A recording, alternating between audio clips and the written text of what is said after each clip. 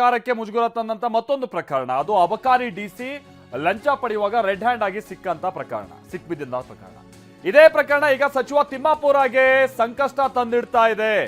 ಹೌದು, ಅಬಕಾರಿ ಸಚಿವರ ವಿರುದ್ಧ ಲೋಕಾಯುಕ್ತಕ್ಕೆ ದೂರು ದಾಖಲಾಗಿದೆ. ಲಕ್ಷ್ಮೀನಾರಾಯಣ ಅವರು ಏನಿ ಆರೋಪವನ್ನ ಆರ್ ಬಿ ತಿಮ್ಮಾಪುರ ಅವ್ರ ವಿರುದ್ಧವಾಗಿ ಮಾಡಿದ್ರು, ಲಂಚ ಕೇಳದಂತ ಆರೋಪ. ಲಕ್ಷ್ಮೀನಾರಾಯಣ್ ಇದೀಗ ಲೋಕಾಯುಕ್ತಕ್ಕೆ ದೂರು ಕೊಡ್ತಾ ಇದ್ದಾರೆ. So DC Jagadish Nayak audio ಆಧರಿಸಿ ಅವರು ದೂರನ್ನ ಕೊಟ್ಟಿದ್ದಾರೆ. ಏನು ಹಣ ತಿನ್ನು ತಿನ್ನು ತಿನ್ನು ತಿನ್ನು ಅದಕ್ಕೊಂದು ಲಿಮಿಟ್ ಬೇಡವಾ? ಎಲ್ಲಿ ಹೋಗಿದ್ರು ಸುಲಿಗೆ.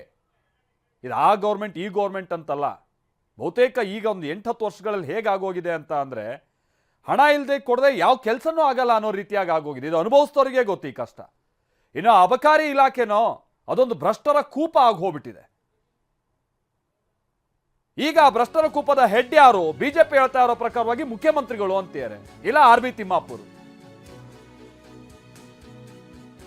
ಏನು ಒಂದೊಂದು ಲೈಸೆನ್ಸ್ಗೆ 50 ಲಕ್ಷ ಕೊಡು, 1.5 ಕೋಟಿ ಲಂಚ ಕೊಡು ಅಂತ ಅಂದ್ರೆ ಏನ್ ಮಾಡಕ್ ಹೊರಟಿಯಾರಿ ಇವ್ರುಗಳು? ಈಗ ಇದೇ ಪ್ರಕರಣ, CL7 ಲೈಸೆನ್ಸ್ ನೀಡೋಕೆ ಲಂಚಕ್ಕೆ ಬೇಡಿಕೆ ಆರೋಪಕ್ಕೆ ಸಂಬಂಧಪಟ್ಟಂಗೆ ಸ್ಪಷ್ಟನೆಯನ್ನ ಕೇಳಿದ್ದಾರೆ ಸಿದ್ದರಾಮಯ್ಯನವರು. ಆಡಿಯೋ ಆರೋಪದ ಬಗ್ಗೆ ಸ್ಪಷ್ಟನೆಯನ್ನ ಕೇಳಿದ್ದಾರೆ ಮುಖ್ಯಮಂತ್ರಿಗಳು.